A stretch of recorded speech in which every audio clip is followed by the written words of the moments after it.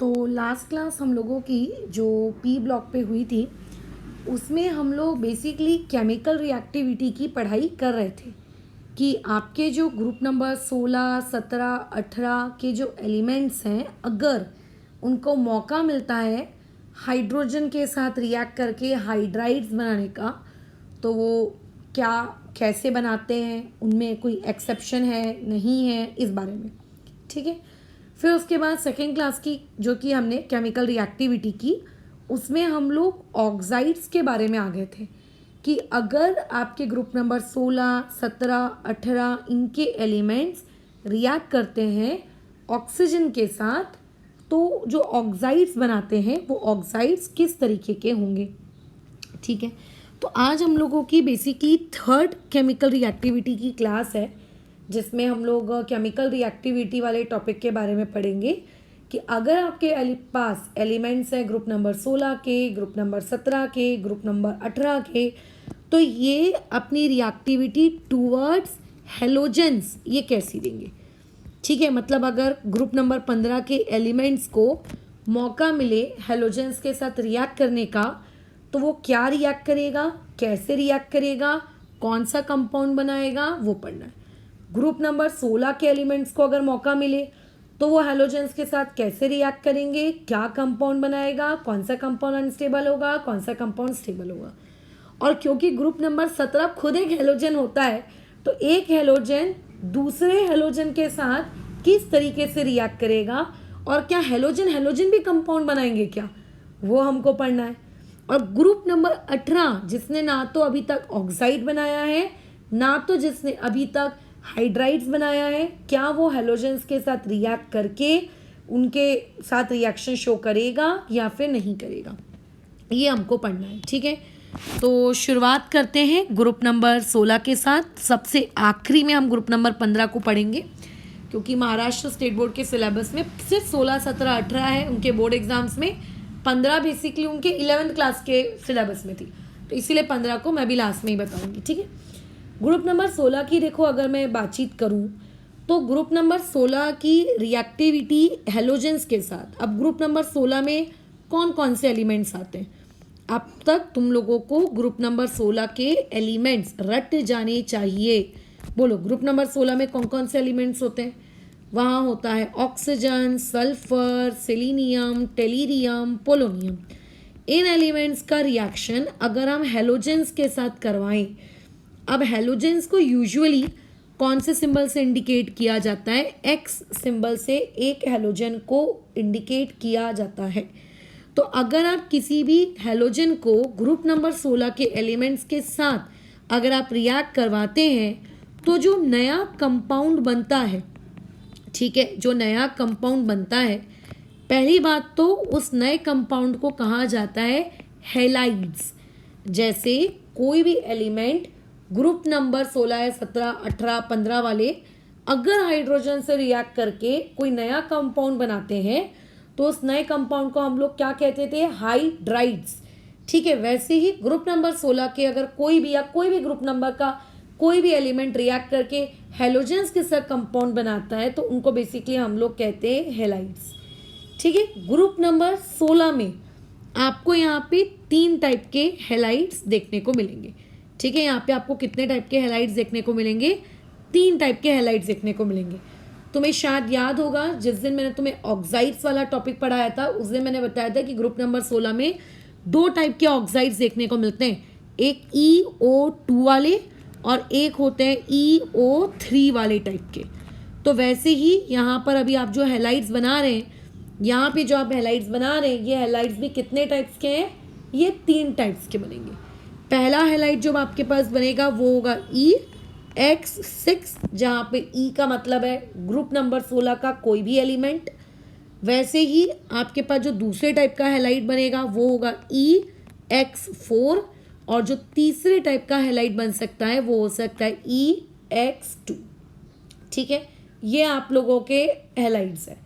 अब इसमें से ये जो आपको 3 प्रकार के मैंने हेलाइड्स बताए हैं, ठीक है, ये जो मैंने आपको 3 टाइप के हेलाइड्स बताए हैं, इन तीनों टाइप के हेलाइड्स में से ये वाला जो हेलाइड है इस हैलाइड को मोस्ट स्टेबल कहा जाता है। ये आप लोगों का क्या होता है, सबसे स्टेबल हैलाइड होता है। और इसके कंपेयर में आप लोगों के जो ये वाले हैलाइड्स हैं जिनमें सेंट्रल एटम के आजू बाजू 4 हेलोजेंस होंगे या 2 हेलोजेंस होंगे, ठीक है, ये उनसे थोड़े से कम स्टेबल होता है, ये उनमें से थोड़े कम स्टेबल होते हैं। तो EX6 टाइप के हैलाइड्स के बारे में ये एक बात याद रखनी है कि ये मोस्ट स्टेबल हैलाइड्स होते हैं। और दूसरा हमको ये याद रखना है कि इन सारे हैलाइड्स का, ठीक है, बराबर, इन सारे हैलाइड्स का जो नेचर, जो स्टेट, फिजिकल स्टेट होता है वो होता है गैसियस इन नेचर। मतलब आप सेंट्रल एटम कुछ भी रख लो, कभी ऑक्सीजन रख लो, कभी सल्फर रख लो, सिलीनियम रख लो, बशर्ते वो एग्जिस्ट करना चाहिए। आप कोई भी EX6 टाइप का एग्जिस्टिंग हैलाइड ले लीजिए, उसकी जो फिजिकल स्टेट होती है वो कैसी होती है, गैसियस इन नेचर होती है, ठीक है, उसकी जो फिजिकल स्टेट होती है वो कैसी होती है, गैसियस इन नेचर होती है। खत्म। दूसरी बात, अगर आप इनकी शेप या फिर आप इनकी ज्योमेट्री के बारे में बात करेंगे तो इन लोगों की जो शेप होती है उस पर्टिकुलर शेप को कहा जाता है ऑक्टाहेड्रल, ठीक है, इनकी शेप को क्या कहा जाता है, ऑक्टाहेड्रल। यानी कि बीच में होता है सेंट्रल एटम E, ऐसे 4 हेलोजेंस ऐसे स्क्वायर वाले प्लेन में मौजूद होते हैं।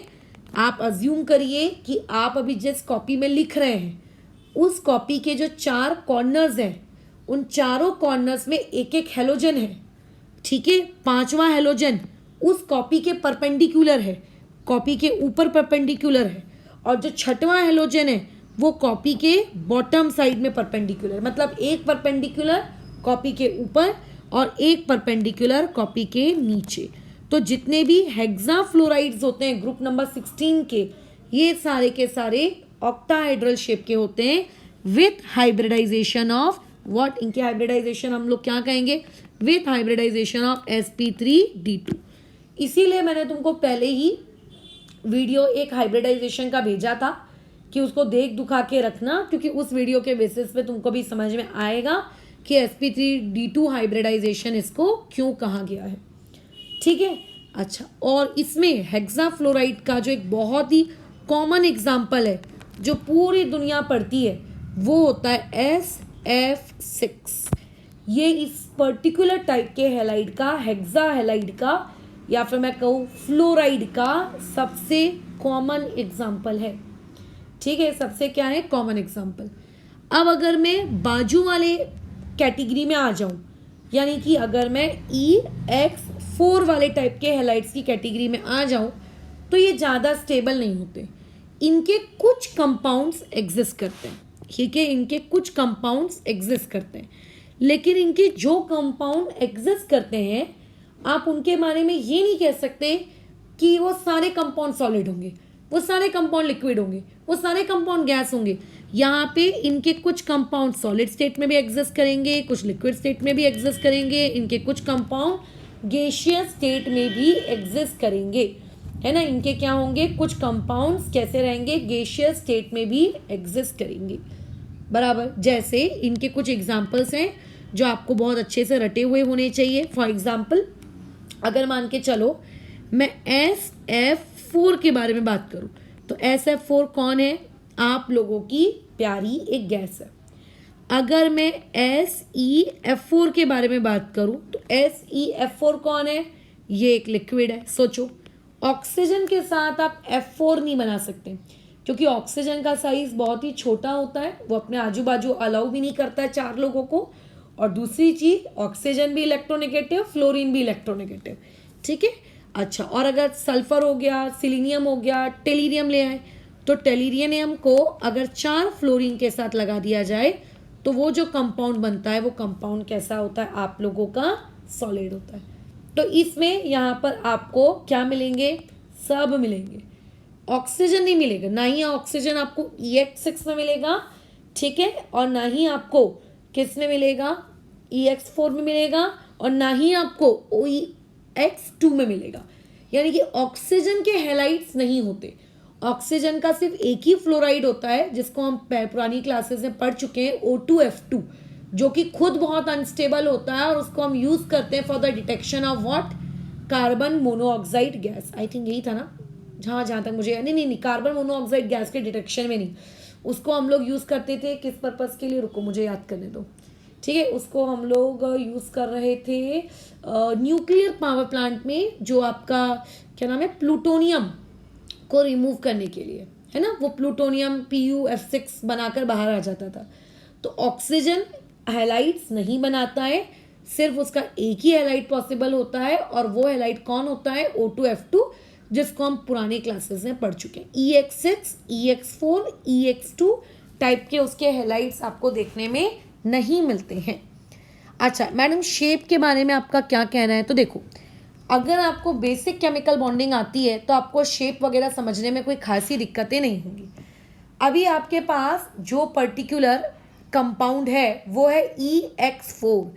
EX4 का मतलब होता है 4 बॉन्ड्स हैं उसके पास, प्लस उसके पास कितने लोन पेयर हैं, 2 लोन पेयर। क्यों मैडम 2 लोन पेयर क्यों है? अच्छा सॉरी, उसके पास कितने लोन पेयर है, उसके पास 1 लोन पेयर है। 1 लोन पेयर का मतलब होता है 2 इलेक्ट्रॉन। तो 4 bond plus 2 electron equal to total कितना हो गया, टोटल हम लोगों के पास कितना हो गया, 6 हो गया।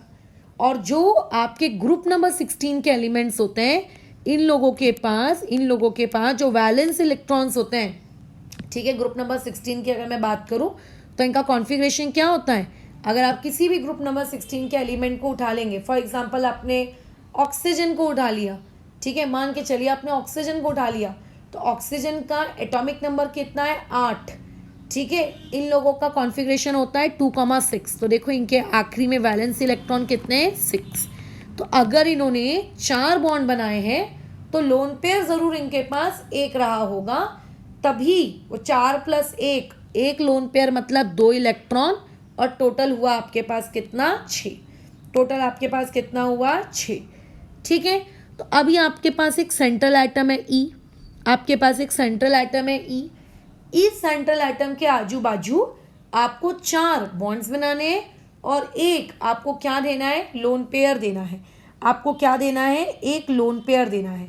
तो थोड़ा सा बेसिक हाइब्रिडाइजेशन जो है, अगर वो आपको पता होगा तो बेसिक हाइब्रिडाइजेशन के अकॉर्डिंग ये बात हम लोग अच्छे से जानते हैं कि लोन पेयर को कभी भी परपेंडिकुलर पोजीशन पे नहीं रखा जाता है, यानी कि परपेंडिकुलर पोजीशंस पे हमेशा बॉन्ड बने हुए रहेंगे। ठीक है, इन परपेंडिकुलर पोजीशंस पे लोन पेयर को कभी भी नहीं रखा जाता। लोन पेयर को या फिर कोई इलेक्ट्रोनेगेटिव स्पीशीज को, है ना, बराबर, इनको हम लोग क्या कहते हैं, एक्सियल पोजीशंस। इन्हें कौन सी पोजीशंस कहते हैं, एक्सियल पोजीशंस। ठीक है, इन्हें क्या कहते हैं बताओ, एक्सियल पोजीशंस। ये जो थोड़ी सी बेसिक केमिस्ट्री है इसके बारे में ध्यान रखिएगा।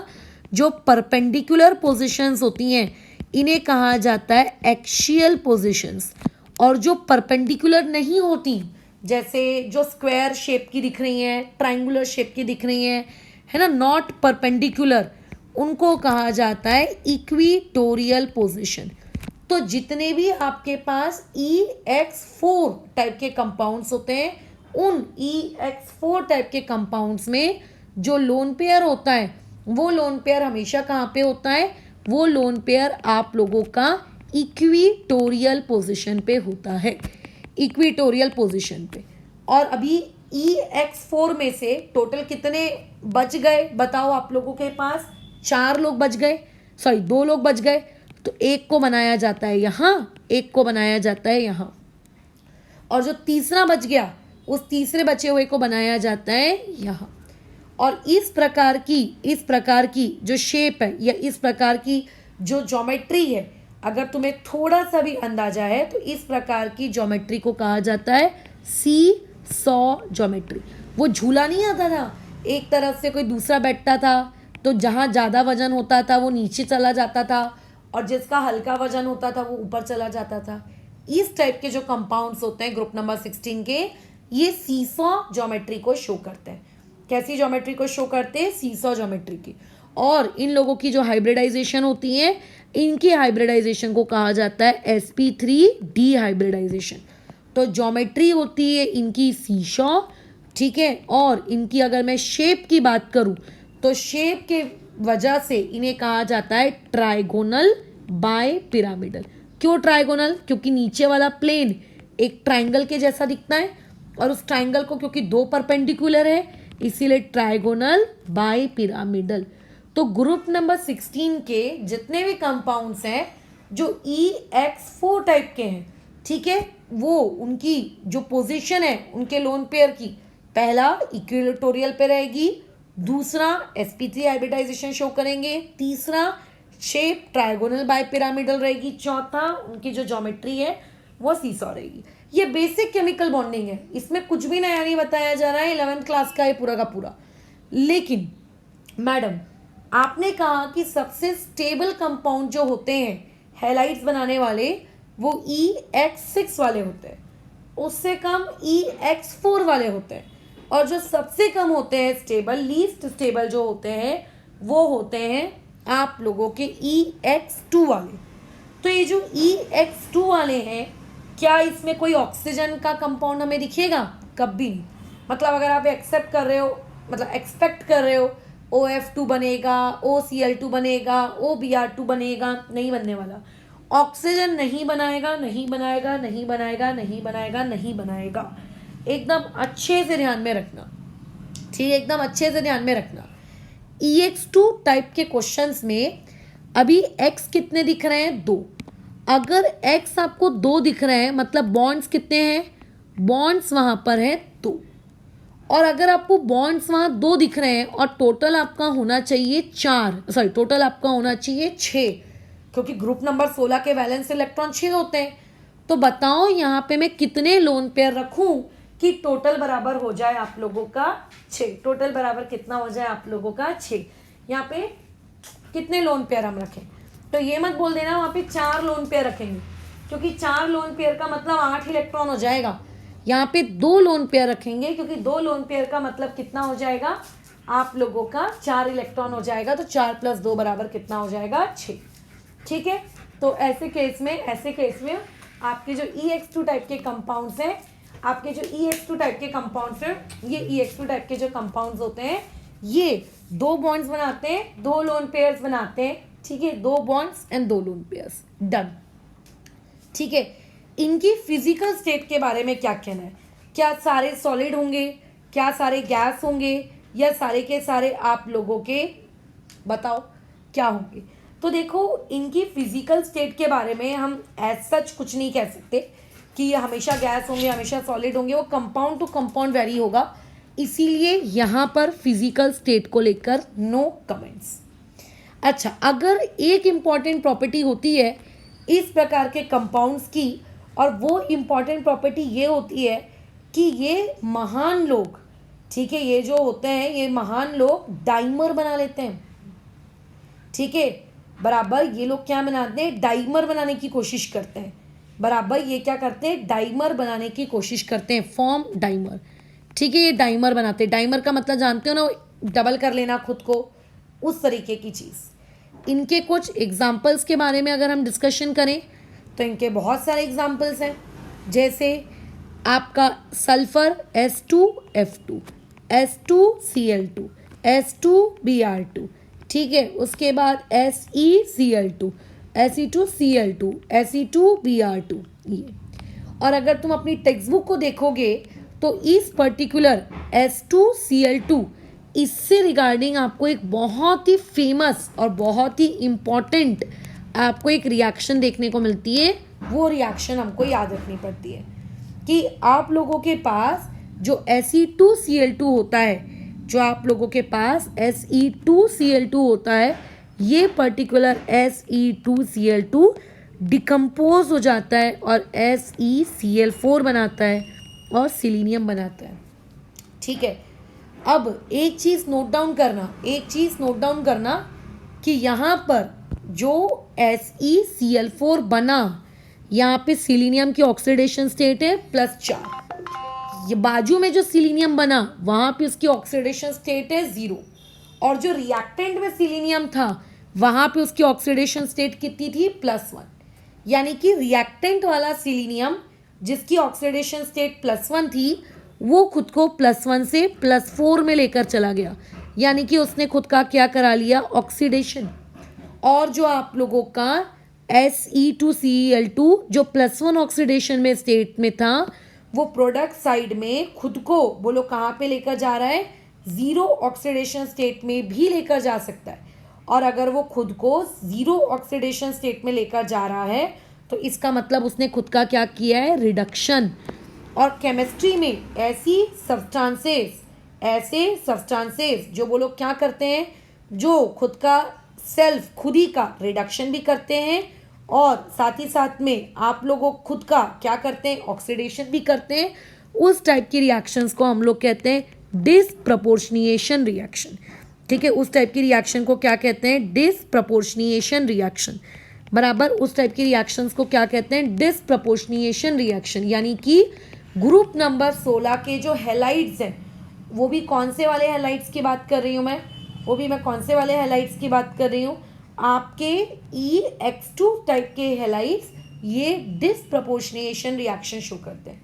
तो कई बार हो सकता है सवाल तुमको इस तरीके का भी पूछ लिया जाए कि which of the following group 16 halides will show disproportionation reaction. तो पता होना चाहिए कि सिर्फ और सिर्फ आपके EX2 टाइप के, यानी कि इस टाइप के जिसमें दो हैलोजन हो, ये इस टाइप के लोग ही आप लोगों को क्या देंगे, डिसप्रपोर्शनिएशन रिएक्शन देंगे।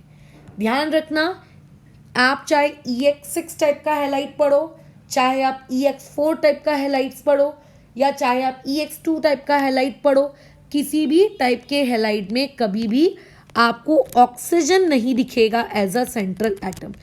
ठीक है, आप इसमें से कोई भी प्रकार का हैलाइड पढ़ लो, किसी भी प्रकार के हैलाइड में कभी भी आपको ऑक्सीजन देखने को नहीं मिलेगा। इसके अगर रीजंस पे बात करें, एक तो ऑक्सीजन का छोटा साइज भी होता है, दूसरा एक तो इसकी इलेक्ट्रोनेगेटिविटी भी हाई होती है। बेसिक केमिकल बॉन्डिंग के अकॉर्डिंग हाई इलेक्ट्रोनेगेटिविटी वाले को कभी भी सेंट्रल एटम के तौर पे नहीं लेते हैं ज़्यादा। अब पानी के में है सेंट्रल एटम, बट ये मैं रीजंस दे रही हूँ। इसके अलावा इसके पास वैकेंट डी ऑर्बिटल भी नहीं होता, और क्योंकि इसके पास वैकेंट डी ऑर्बिटल नहीं होता है तो ये ज़्यादा बॉन्ड्स भी नहीं बना सकता। ठीक है, इसीलिए कई बार पेपर में इस तरीके का क्वेश्चन आपको देखने को मिलता है कि SF6 ये एग्जिस्ट करता है, लेकिन OF6 आप लोगों का एग्जिस्ट नहीं करता। OF6, ठीक है, ये एग्जिस्ट नहीं करता, डज नॉट एग्जिस्ट। ठीक है, डज नॉट एग्जिस्ट, ये भी चीज़ आपको देखने को मिलती है। तो इस पर्टिकुलर गिव रीजन का आंसर एक ही लाइन में ख़त्म हो जाता है, क्योंकि उस बेचारे के पास क्या नहीं होता है, आप लोगों का क्या नहीं होता है, वैकेंट डी ऑर्बिटल नहीं होता। एक गिव रीजन इस पर्टिकुलर टॉपिक से एक और बहुत ही फेमस है कि अगर आप SF4 की रिएक्शन करवाते हो पानी के साथ तो यहाँ पे रिएक्शन होगी। ठीक है, इसको हाइड्रोलाइसिस कहते हैं। लेकिन आप SF6 की अगर पानी के साथ रिएक्शन करवाते हो तो वहाँ पे रिएक्शन नहीं होगी। यानी कि मैं ये कह सकती हूँ कि मेरा जो SF4 है, ये SF4 ये मेरा रिएक्टिव है, तभी तो रिएक्ट कर रहा है। और जो SF6 है ये रिएक्टिव नहीं है, ये कैसा है, इनर्ट है। जैसे होती है ना इनर्ट गैसेस, नाइट्रोजन भी काफ़ी हद तक इनर्ट है, तभी तो उसको चिप्स के पैकेट्स में हम लोग रखते हैं, ऑक्सीडेशन के प्रति वो इनर्ट होती है, राइट, बराबर। तो ऐसे केस में अब वो पूछता है कि बताइए इसका रीज़न। असर्शन रीजनिंग टाइप के क्वेश्चंस में आपको ये चीज़ देखने को मिलती है। तो इसका एक ही रीज़न होता है, पहला पॉइंट कि सल्फ़र की जो कोवैलेंसी होती है, सल्फ़र की कोवैलेंसी होती है 6, यानी कि वो मैक्सिमम कितने बॉन्ड्स बना सकती है, वो मैक्सिमम 6 बॉन्ड बना सकती है। और SF6 में उसकी जो मैक्सिमम कोवैलेंसी है वो 6, वो आपकी क्या हो चुकी है, कंप्लीट हो चुकी है। मतलब 6 बॉन्ड वो बना सकती है और उसने 6 बॉन्ड बना लिए हैं। तो इसका मतलब उसके पास अब और स्पेस खाली नहीं है, उसके पास अब और वैकेंट डी ऑर्बिटल्स नहीं बचे जिनसे वो और बॉन्ड बना सके। उसका पेट भर चुका है, तो वो और बॉन्ड्स नहीं बनाना चाहती, वो और रिएक्शन नहीं करना चाहती। वो बहुत ही खुश है कि हाँ मेरे इतने बॉन्ड्स बन चुके हैं, इतने में बहुत ही खुश हूँ, मुझे और कंपाउंड्स बनाने का अभी कोई भी शौक नहीं है। अब जो SF4 है उसमें उसकी कोवैलेंसी पूरी हुई नहीं है, तो वो और बॉन्ड बना सकती है और वो और बॉन्ड बनाना भी चाहती है। ठीक है, एक रीज़न ये हो गया, बस ख़त्म, ये हो गई हमारी कहानी। तो एक्चुअली हमने अभी ये पढ़ा कि ग्रुप नंबर 16 जो रहते हैं, ग्रुप नंबर 16 के एलिमेंट्स किस तरीके से आपके हेलोजेंस के साथ रिएक्ट करते हैं। ठीक है, ये हम लोगों ने पढ़ा कि किस तरीके से ग्रुप नंबर 16 के जो एलिमेंट्स हैं ये किसके साथ रिएक्ट किए, हेलोजेंस के साथ रिएक्ट किए हैं। अब ग्रुप नंबर 16 के बाद एक आता है बहुत ही famous group, that is known as group number 17। ठीक है, ग्रुप नंबर 17 को हम सभी लोग जानते हैं। ग्रुप नंबर 17 इज बेसिकली वो खुद एक हेलोजन का ग्रुप होता है।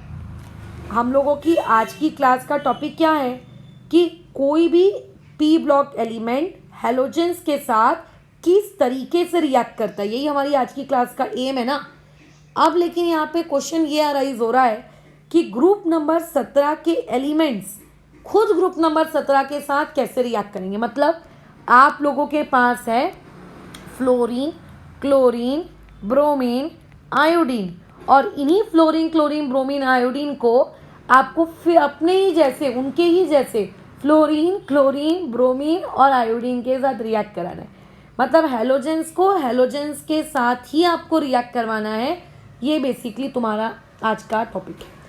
तो सबसे पहला पॉइंट ऑफ डिस्कशन, क्या हेलोजेंस अपने ही जैसे दूसरे हेलोजेंस के साथ क्या वो रिएक्ट करते हैं क्या। पहला क्वेश्चन, क्या वो रिएक्टिविटी शो करते हैं क्या हेलोजेंस को आप उनके ही जैसे दूसरे हेलोजेंस के साथ रिएक्ट करवा सकते हो क्या।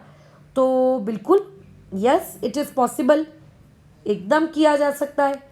जब ग्रुप नंबर 16 वाले लोग हेलोजेंस के साथ रिएक्ट कर सकते हैं, तो ग्रुप नंबर 17 वाले लोग जो खुद हेलोजेंस हैं वो अपने ही जैसे किसी दूसरे हेलोजन के साथ रिएक्ट नहीं कर सकते, वो रिएक्ट कर सकते हैं।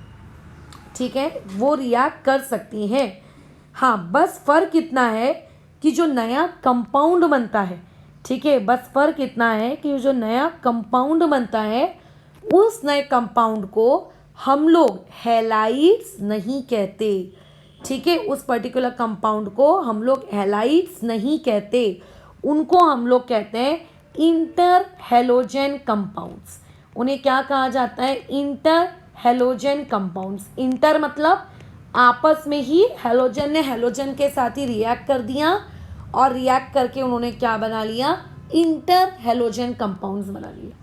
और जो आपके ये इंटर हेलोजन कंपाउंड्स बनते हैं ये भी बहुत अलग अलग टाइप के बन जाते हैं। जैसे अच्छा, कभी भी दो सेम हेलोजेंस नहीं होंगे, जो दोनों सेम हेलोजेंस नहीं होंगे, दोनों अलग होंगे। जैसे मान लेते हैं एक एक्स डैश, मैं करके दूंगी इनके एग्जांपल्स ताकि तुम्हें समझ में आए कि मैं क्या बोलना चाह रही हूँ। एक हो जाएगा आप लोगों का एक्स डैश 3, मतलब एक हेलोजन जो कि सेंट्रल एटम है और उसके बाजू उसके जैसे 3 हेलोजेंस। ठीक है, एक्स डैश 5 मतलब उसके आजू बाजू 5, और ऐसा भी हो सकता है कि उसके आजू बाजू 7। हाँ, बट 7 से बड़ा नहीं होगा, 7 से छोटा होगा या 7 होगा, क्योंकि हेलोजेंस जो मैक्सिमम कोवैलेंसी देता है, यानी कि जो मैक्सिमम बॉन्ड्स एक हेलोजन बना सकता है वो 7 बना सकता है। ठीक है, वो कभी भी 7 से ज़्यादा नहीं बना सकता, वो कभी भी 7 से ज़्यादा नहीं बना सकता। तो इसीलिए आपको एक्स डैश 9 ऐसी वाली चीज़ आपको कभी नहीं मिलेगी। ठीक है, ऐसी वाली चीज़ आपको कभी नहीं मिलेगी। आपको जो मैक्सिमम चीज़ मिल सकती है वो क्या मिल सकती है, एक्स डैश 7। ठीक है, आपको क्या मिल सकता है, एक्स डैश 7। जैसे मैं कुछ एग्जांपल्स देती हूँ, यहाँ पर एग्जांपल्स को देखो। एक्स डैश का एग्जांपल क्या होता है, ClF। सोचो, एक Cl और एक F। एक्स डैश 3 का एग्जांपल क्या होता है, ClF3, ये एग्जांपल होता है। ठीक है, या फिर ये भी हो सकता है BrF3। एक्स डैश 5 का एग्जांपल क्या होता है, BrF5, ये भी हो सकता है ना। अच्छा, एक्स डैश 7 का एग्जांपल क्या हो सकता है, IF7। यहाँ पे एक और एग्जांपल लिख सकते हैं IF5, ये बहुत ही फेमस है। तो ये होते हैं उनके कंपाउंड्स, मतलब हेलोजन हैलोजन के साथ रिएक्ट कर सकता है और वो जो कंपाउंड बनता है उस पर्टिकुलर कंपाउंड को क्या कहा जाता है, इंटर हैलोजन कंपाउंड। उन कंपाउंड्स को क्या कहा जाता है, इंटर हैलोजन कंपाउंड। अब देखो इस इंटर हैलोजन कंपाउंड में जो टाइप्स ऑफ क्वेश्चंस आपसे पूछे जा सकते हैं वो आपको क्या करेगा, कोई भी इंटर हैलोजन कंपाउंड गिवन दे देगा। इंटर हैलोजन कंपाउंड आपको गिवन में मिल जाएगा और उस इंटर हैलोजन कंपाउंड की आपसे हाइब्रिडाइजेशन पूछ लेगा जो कि 11th क्लास में निकालना सीखी है। उस पर्टिकुलर इंटर हैलोजन कंपाउंड की ज्योमेट्री के बारे में पूछ लेगा जो कि आपने अगेन 11th क्लास में निकालना सीखा है। उस पर्टिकुलर इंटर हैलोजन कंपाउंड की शेप के बारे में पूछ लेगा जो आपने 11th क्लास में निकालना सीखा है ना। फॉर एग्जाम्पल कल को मुझे किसी ने कहा मैडम आपको ClF3 ड्रॉ करना है पेपर में, हाँ हो सकता है अगर बोर्ड्स का पेपर दे रहे हो तो ClF3 ड्रॉ करने को आ जाए। तो ऐसे में आपको ये पता होना चाहिए कि सेंट्रल एटम किसको रखेंगे, सेंट्रल एटम रखेंगे क्लोरीन को। अब साफ साफ दिख रहा है कि यहाँ पे 3 फ्लोरीन है, मतलब यहाँ पे 3 बॉन्ड्स हैं। अब मुझे बताओ यहाँ पे लोन पेयर्स कितने होंगे, यहाँ पे 2 लोन पेयर्स होंगे। क्यों, क्योंकि 2 लोन पेयर्स का मतलब होता है 4 इलेक्ट्रॉन और 3 बॉन्ड, तो 4 + 3 मतलब 7। और किसी भी हैलोजन की जो वैलेंस होता है उसका वो 7 का होता है, ठीक है। तो यहाँ पे होंगे 2 लोन पेयर। तो ऐसा कंपाउंड आपको कैसा देखने को मिलेगा, ये अगेन 11th क्लास का पार्ट है कि इसे कैसे बनाते हैं। ClF3 अगर मैं आपको ड्रॉ करने को कहूँ तो आप कैसे बना कर दोगे मुझे ClF3 अगर ड्रॉ करने को कहूँ तो उसमें आप लोगों के पास जाइए, देखिए एक्सियल बॉन्ड कौन सा है, इक्वेटोरियल बॉन्ड कौन सा है, वो आप चेक करिए, है ना। तो इस टाइप के क्वेश्चंस आपको वहाँ पे देखने को मिल जाएंगे। खैर एक और है जो इस इंटर हैलोजन कंपाउंड्स में, एक और चीज़ जो आपको 11th क्लास के टॉपिक में मिल जाएगा कि अगर आप 2 सेम टाइप के हैलोजेंस के बीच में बॉन्ड बनाते हैं, 2 सेम टाइप के हैलोजेंस के बीच में अगर आप बॉन्ड बनाते हैं तो उसकी बॉन्ड स्ट्रेंथ ज़्यादा होगी as compared to 2 different types के अगर आप बॉन्ड बनाते हो तो, ठीक है। 2 डिफरेंट टाइप के बॉन्ड्स अगर आप बनाते हो तो, 2 डिफरेंट टाइप के एटम्स के बीच में बॉन्ड बनाते हो तो, क्योंकि दोनों सेम टाइप के हैं तो अच्छी ओवरलैपिंग होगी, है ना। अच्छी ओवरलैपिंग होगी मतलब अच्छा बॉन्ड बनेगा, और अच्छा बॉन्ड बनेगा मतलब उसकी स्ट्रेंथ भी कैसी होगी, अच्छी होगी, ठीक है। आपसे किसी भी टाइप की चीज़ पूछ सकते हैं, शेप बताओ, ज्योमेट्री बताओ, ये बताओ, वो बताओ, ये एक टाइप का क्वेश्चन क्रिएट हो जाएगा, है ना। अच्छा बाकी हम लोग पढ़ेंगे इसी चैप्टर में, हमको इंटर हैलोजन कंपाउंड्स की रिएक्शंस भी पढ़नी है, तो मैं इंटर हैलोजन कंपाउंड्स की हाइड्रोलिसिस तुमको तब सिखाऊंगी, ठीक है। अभी फ़िलहाल इंटर हैलोजन कंपाउंड्स में हम उतना एंट्री नहीं ले रहे, मैं इंटर हैलोजन कंपाउंड्स की तुम्हें हाइड्रोलिसिस बताऊंगी। बल्कि मैं एक बात बताती हूँ, NCERT को ओपन करना, NCERT की टेक्स्ट बुक में इस पर्टिकुलर चैप्टर को खोलना, उस पर्टिकुलर चैप्टर में एक टेबल है 7.11, ठीक है, एक टेबल है 7.11। आपको उसमें बहुत सारे इंटर हैलोजन कंपाउंड्स दिए हैं, उनकी गैसेस के उनके कलर्स भी दिए हुए हैं। इस पर्टिकुलर वीडियो में मैंने उस चार्ट को इंक्लूड नहीं किया है, आप वहाँ जाके किस इंटर हैलोजन कंपाउंड का कौन सा कलर होता है वो आप याद करिए। क्यों, अच्छा किस स्टेट में होता है वो भी याद करिए, क्योंकि NCERT टेक्स्ट बुक में है तो मेंस में आने की पूरी प्रोबेबिलिटी है उसकी, ठीक है। और उसी टाइप के इंटर हैलोजन कंपाउंड्स के लेट्स से आपके एग्जाम में क्या दे देंगे, क्वेश्चन दे देंगे कि बताइए इसमें इसका स्ट्रक्चर क्या है, उसका स्ट्रक्चर क्या है, फलाने का स्ट्रक्चर क्या है। तो NCERT में इस पर्टिकुलर चैप्टर का जो टेबल 7.11 है वो बहुत ही इम्पॉर्टेंट है। उसमें आपको जितने भी कंपाउंड्स दिए हैं उतने कंपाउंड्स के आपको स्ट्रक्चर पेपर में पूछे जा सकती हैं। तो इससे ये समझ में आता है कि हाँ करके जो आप लोगों का हैलोजन है वो अपने ही जैसे हैलोजन के साथ क्या करता है, रिएक्ट कर सकता है। ऐसा नहीं है कि हैलोजन हैलोजेंस के साथ रिएक्ट नहीं कर सकता, हैलोजेंस हैलोजेंस के साथ रिएक्ट कर सकते हैं, और वो जो कंपाउंड बनेगा उनको हम लोग कहेंगे इंटर हैलोजन कंपाउंड्स। तो अभी हमने रिएक्टिविटी पढ़ी, किसकी रिएक्टिविटी पढ़ी, अलग अलग ग्रुप्स के अलग अलग एलिमेंट्स की रिएक्टिविटी पढ़ी जब वो हैलोजेंस के साथ रिएक्ट करते हैं। सिमिलरली अब इसके बाद जिसकी बारी आती है वो होता है ग्रुप नंबर 18। जो कि हाइड्राइड्स नहीं बनाता, जो कि ऑक्साइड्स नहीं बनाता। तो हमें काफ़ी हद तक ऐसा लगता है अच्छा तो ऑक्साइड नहीं बनाता है, अच्छा तो हाइड्राइड नहीं बनाता है।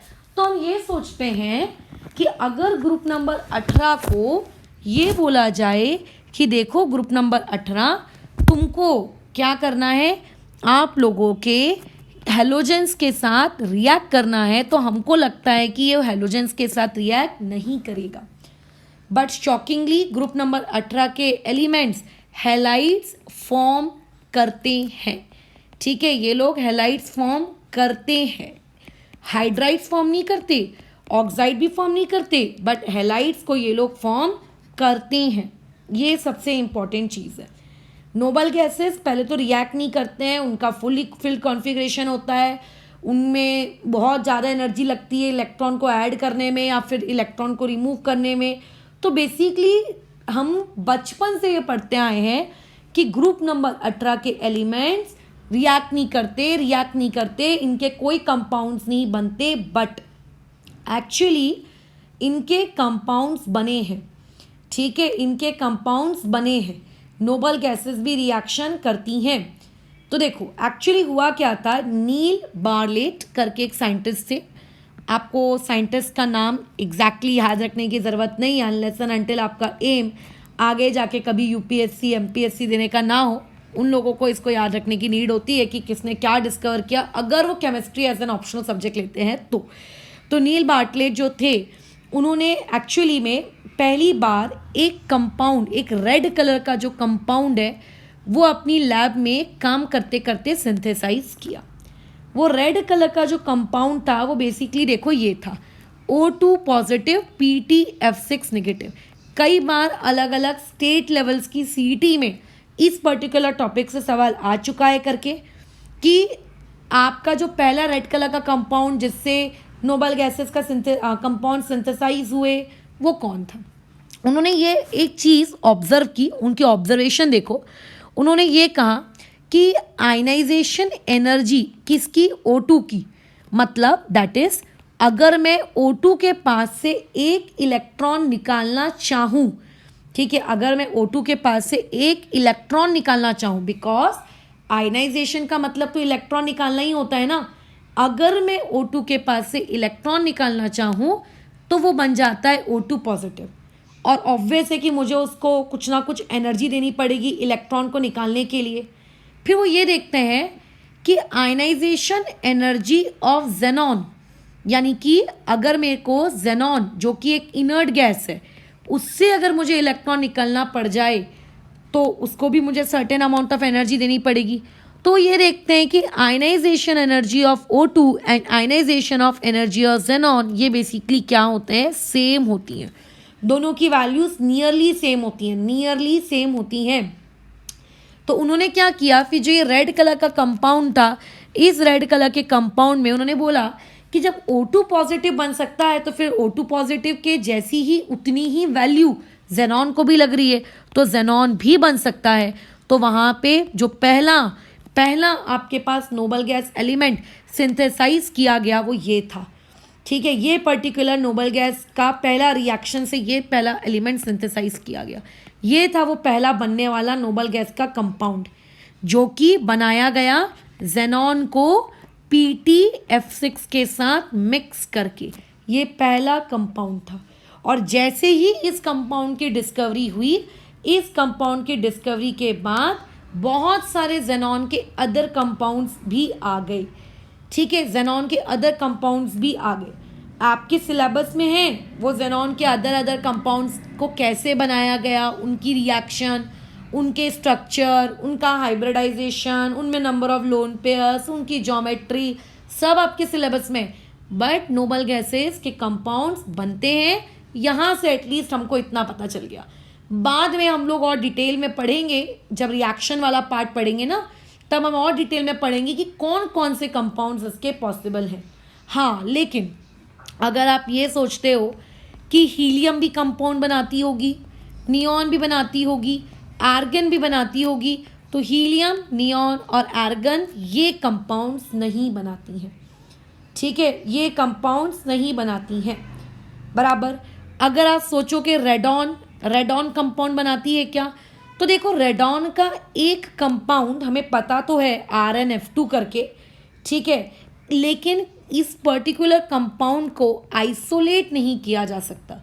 आइसोलेट का मतलब किसी पर्टिकुलर मेथड के वाया इसको बना तो लिया है, बट इसको उस पर्टिकुलर चीज़ से अलग नहीं कर पा रहे, इसको कलेक्ट नहीं कर पा रहे। मतलब मार्केट में अगर आप जाओगे और आप बोलोगे RnF2 मेरे को दे दो, तो RnF2 मिलेगा नहीं, उसको आप आइसोलेट नहीं कर पाए। आप इसको डिटेक्ट कर गए, है ना, आप इसको पता लगा लिया कि अच्छा RnF2 बन रहा है डिटेक्टर की मदद से, टेक्निक्स की मदद से, लेकिन आप इसको आइसोलेट नहीं कर सकते। मैडम क्रिप्टन के बारे में आपका क्या कहना है, क्योंकि वो भी तो एक नोबल गैस है ना। तो देखो क्रिप्टन के कंपाउंड्स भी बहुत गिने चुने होते हैं, सिर्फ एक ही कंपाउंड होता है जो अभी तक बहुत ज़्यादा फेमस है, KrF2, ठीक है, जो कि हमारे सिलेबस में उसका डिटेल नहीं है। हमारे सिलेबस में सिर्फ एक का ही डिटेल है, वो है जेनॉन। जेनॉन कौन कौन से अदर कंपाउंड्स बनाता है वो हमको पढ़ना है, ठीक है, कौन कौन से कंपाउंड्स बनाता है वो हम लोगों को पढ़ना है। तो जब हम लोग आगे केमिकल रिएक्शंस वाला पार्ट पढ़ेंगे तब उसके टॉपिक में आएंगे, बट फिलहाल अभी कम से कम इतना तो पता चल गया, जब से हम ये सोच रहे थे कि इनर्ट गैसेस रिएक्ट नहीं करती, इनर्ट गैसेस रिएक्ट नहीं करती, फाइनली इनर्ट गैसेस हैलाइड्स के साथ रिएक्ट करी। एंड ज़्यादातर आपको फ्लोरीन ही मिलेगा, क्लोरीन नहीं मिलेगा, ब्रोमीन नहीं मिलेगा, आयोडीन नहीं मिलेगा। क्यों मैडम, फ्लोराइड ही क्यों? बिकॉज आपके जो हेलोजेंस हैं उनमें सिर्फ फ्लोरीन ही एक ऐसा है जो बहुत हाईली इलेक्ट्रोनेगेटिव है। फ्लोरीन के बाद सिर्फ ऑक्सीजन ही एक ऐसा है जो बहुत ज़्यादा हाईली इलेक्ट्रोनेगेटिव है, बाकी के लोग हाईली इलेक्ट्रोनेगेटिव नहीं है। और आपकी जो इनर्ट गैसेस हैं, ये इनर्ट गैसेस बहुत स्टेबल होती हैं, एक्सट्रीमली स्टेबल होती हैं, इतनी ज़्यादा स्टेबल होती हैं कि इनके पास से इलेक्ट्रॉन निकालना या इनको इलेक्ट्रॉन देना इज़ क्वाइट इम्पॉसिबल। ये वही इंसान कर सकता है जो खुद क्या करता हो, एक हाईली क्या रखता हो, इलेक्ट्रोनेगेटिविटी रखता हो।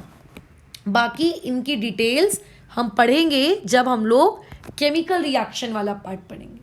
सिमिलरली अगर आपको इस बारे में डिस्कशन करना है क्या ग्रुप नंबर 15 के कंपाउंड्स हैलोजेंस के साथ रिएक्ट करते हैं, बिल्कुल करते हैं, ग्रुप नंबर 15 के एलिमेंट्स रिएक्ट करते हैं, बल्कि ऑर्गेनिक केमिस्ट्री में तो इनका बहुत इंपॉर्टेंस है। दो टाइप के कंपाउंड्स बनाते हैं, ज़्यादा बातचीत और ज़्यादा बकवास ये नहीं करते। एक होता है EX3 टाइप का और एक होता है EX5 टाइप का कंपाउंड, मात्र ये दोनों टाइप के कंपाउंड बनते हैं। और EX5 में E कभी भी नाइट्रोजन नहीं हो सकता, बिकॉज नाइट्रोजन की जो मैक्सिमम कोवैलेंसी है, ठीक है, मैक्सिमम कोवैलेंसी वो बेसिकली 3 और 4 है। मतलब अगर अपने लोन पेयर को यूज़ करता है कोऑर्डिनेट बॉन्ड के वाया तो 4, अदरवाइज 3, 5 वो बेचारा कभी बना नहीं सकता, बिकॉज उसके पास क्या नहीं होते, वैकेंट d ऑर्बिटल नहीं होते।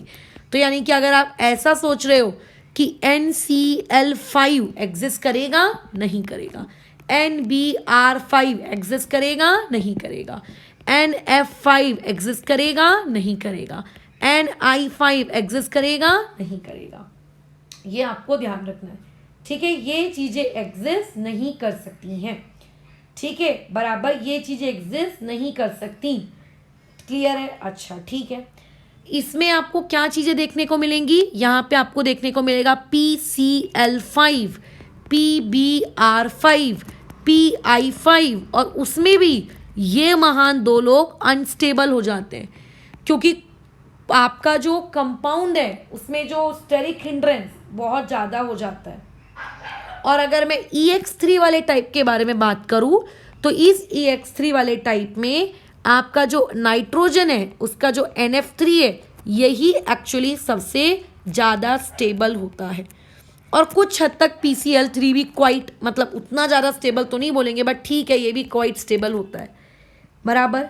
अच्छा, और ये जितने भी आप EX3 टाइप के कंपाउंड्स बनाते हो, ये इनके अंदर मैक्सिमम ये कैसे होते हैं, कोवैलेंट नेचर के होते हैं। इनमें मैक्सिमम क्या होता है, कोवैलेंट नेचर होता है। फजान्स रूल पढ़े हो ना कि कभी भी कोई भी कंपाउंड ना तो प्योरली आयोनिक होता है ना तो कभी भी प्योरली कोवैलेंट होता है, उसके अंदर आयोनिक कैरेक्टर भी होता है, उसके अंदर कोवैलेंट कैरेक्टर भी होता है, परंतु EX3 टाइप के जितने भी कंपाउंड्स होते हैं इनमें मैक्सिमम टाइम आपको कोवैलेंट कैरेक्टर ही ज़्यादा परसेंटेज में मिलेगा, मतलब 80% कोवैलेंट 20% आयोनिक। बट इसमें एक एक्सेप्शन है जो आपको ध्यान रखना है, ठीक है, एक मिनट, हाँ, एक एक्सेप्शन है जो आपको ध्यान रखना है, वो एक्सेप्शन है आप लोगों का BiF3, मतलब बिस्मथ अगर 3 फ्लोरीन के साथ कंपाउंड बनाता है तो।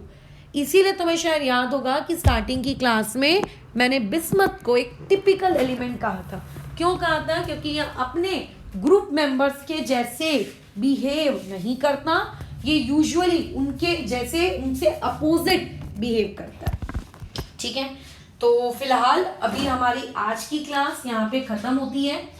इसके बारे में डिटेल डिस्कशन हम लोग करेंगे, जैसे कि ज़ेनॉन कौन कौन से फ्लोराइड्स के साथ कौन कौन से कंपाउंड्स बनाता है, इस पे हमारी एक डिटेल बातचीत होगी।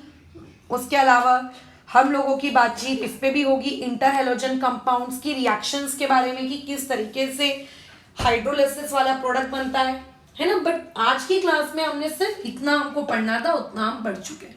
तो टोटल 3 केमिकल रिएक्टिविटी पढ़ चुके हो। पहली केमिकल रिएक्टिविटी पढ़ चुके हो हाइड्रोजन के साथ फॉर्मिंग हाइड्राइड्स। दूसरी केमिकल रिएक्टिविटी आपने जो पढ़ी ऑक्सीजन के साथ फॉर्मिंग ऑक्साइड्स। तीसरी आज पढ़ी हैलोजेंस के साथ forming halides and inter halogen compounds. जो नेक्स्ट रिएक्टिविटी है एक आखिरी, वो हम कल पढ़ेंगे। इसका ये मतलब नहीं है कि चैप्टर खत्म हो गया, इसका ये मतलब है कि रिएक्टिविटी हमको सिर्फ इन 4 लोगों के साथ पढ़नी थी, वो चारों के साथ हमने पढ़ ली और काम हमारा खत्म हो गया। उसके बाद तो मेन पी ब्लॉक का टर्नर शुरू होगा, केमिकल रिएक्शंस वाला, किस कंपाउंड को कैसे प्रिपेयर करते हैं,